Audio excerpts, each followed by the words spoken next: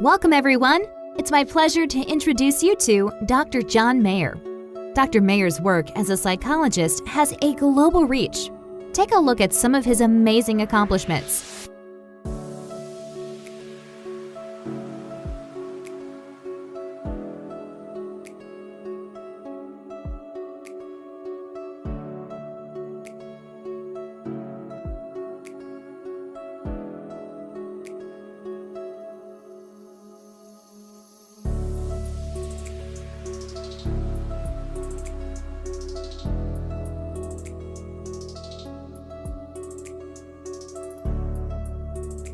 This is the go-to person when you have emotional problems. Someone to listen to and learn from. Now, here's Dr. Mayer. Thank you for that kind introduction. Now let me get started. Episode 6. Anxiety's a bitch. What the hell is anxiety anyhow? Phew. The first 5 episodes bombarded you with tips and techniques. Now we can catch our breath a bit here and discuss in more detail what anxiety is and what it isn't. Oh wait, I promised you a bonus tip, so let me keep my promise. Here's a tip that helps many people. It's more about your mental attitude towards sources of anxiety rather than behaviors. Try to reframe stressful situations into learning and growth opportunities. When a stressful situation comes into your life, instead of bracing yourself and preparing to fight, try thinking to yourself, what can I learn from this? And what can I get out of this? Some examples: taking tests, a work review, an ache or a pain. Remember the Dean's lecture from episode 1? Money worries. Our little flower example from an earlier episode also showed us how growth stems from struggle. Take criticism and feedback as learning. What is this teaching me, and what can I get out of this?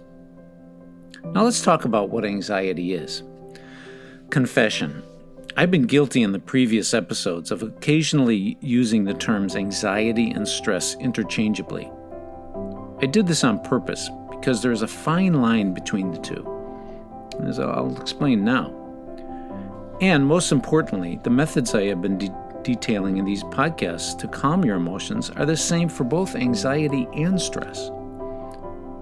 Both anxiety and stress are emotional responses, but stress is typically caused by an external happening. The trigger can be short-term, such as a work deadline or a fight with a loved one, or long-term, such as being unable to work, discrimination, or chronic illness. Often stress is reduced when the external cause has been eliminated, such as when you finish a hard work assignment or money worries are reduced. Anxiety, on the other hand, is caused by internal reactions to stressors or causes. It is anxiety when you have a persistent feeling of worry or dread.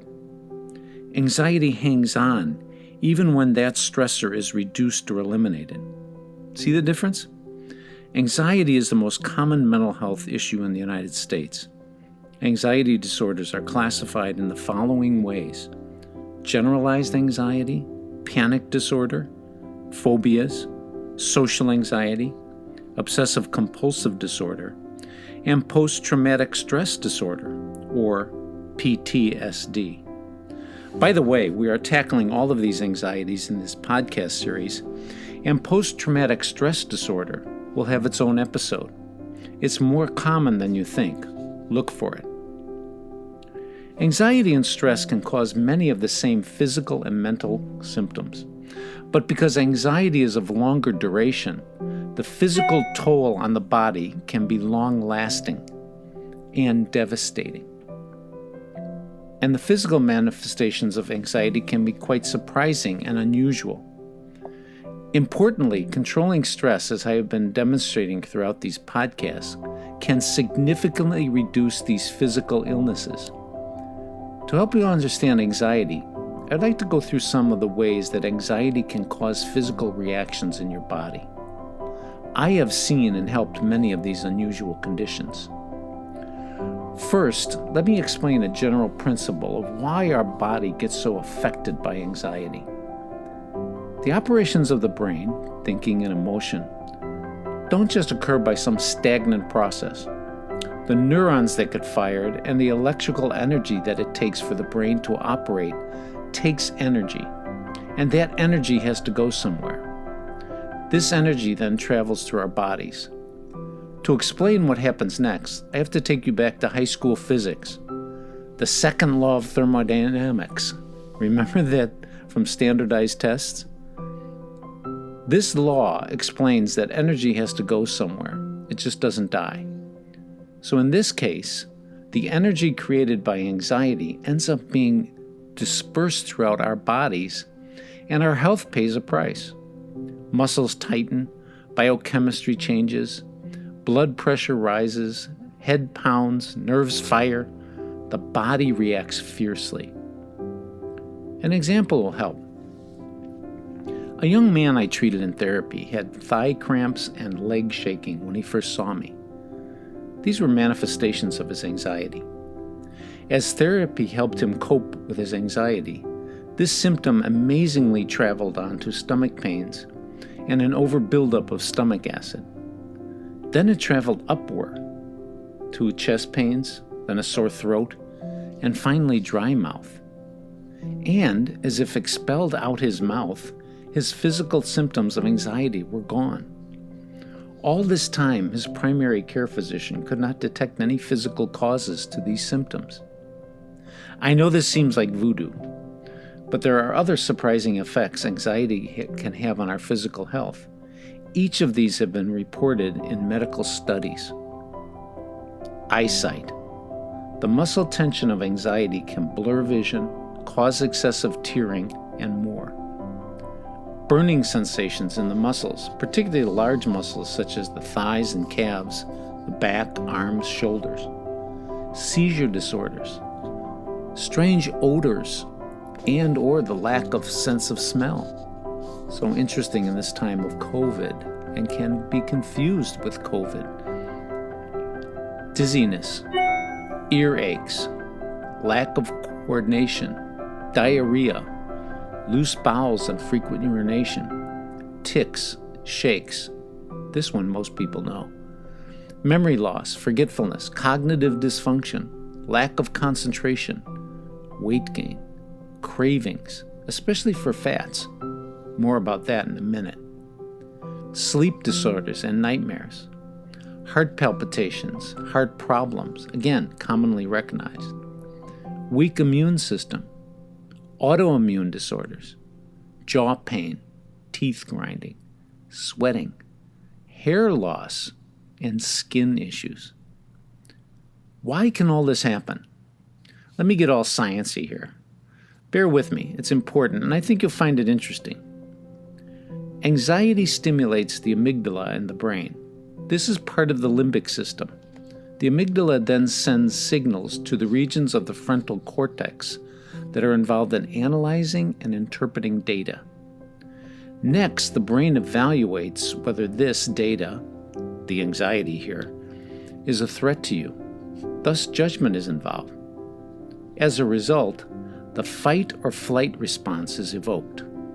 Cortisol, a hormone, is released in the adrenal cortex, and this increases blood sugar and blood pressure. Higher blood sugar and blood pressure has effects on sleep, headaches, stomach problems, and many of those physical reactions I just listed. The allostatic load on the body is increased. Think of this allostatic load as the total amount of stuff your body has to take care of every second of your life. Health is a proper balance in this overall load. The allostatic load increase has effects on the hypothalamic pituitary glands, the sympathetic nervous system, and the overall cardiovascular system.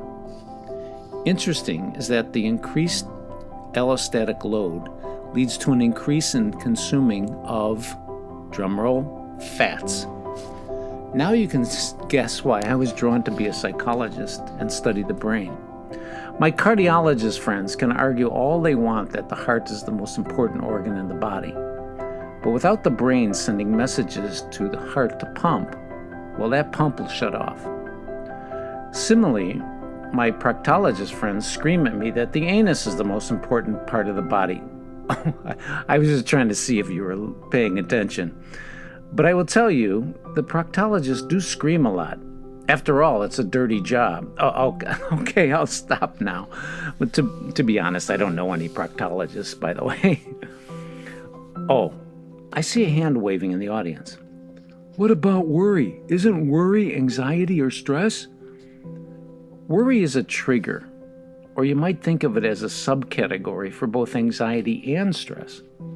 And like stress, worry doesn't by itself cause such strong damage on the body as anxiety. Often worry is defined by mental health professionals as apprehensive expectations. This apprehension is negative and can result in fear.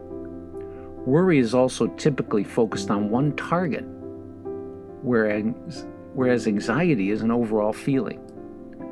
Finally, most professionals categorize worry as purely mental, whereas anxiety is both physical and mental. Let me explain that distinction. The act of worrying is centered on the prefrontal cortex, our thinking part of the brain, whereas anxiety engages not only that area of the brain, but also the limbic system and other parts of the brain, such as the amygdala, hippocampus, and hypothalamus, as I mentioned earlier. Anxiety affects our overall mood, day, functioning more pervasively and not as identifiable as worry. Anxiety's root cause in us is often not identifiable and therefore more frightening, whereas with worry, we can typically identify the focus of what is troubling us. In short, our bodies act more severely in anxiety and less in worry. Well, there you have it. This is what anxiety is and isn't. Most importantly, this is what we are facing in trying to control anxiety. Next up, in episode 7, yep, I'm changing gears again, and instead of continuing to look at anxiety's effects on the body, as previously scheduled, we'll look at anxiety in kids. Then, in episode 8, I will take up performance anxiety. Hope to see you then.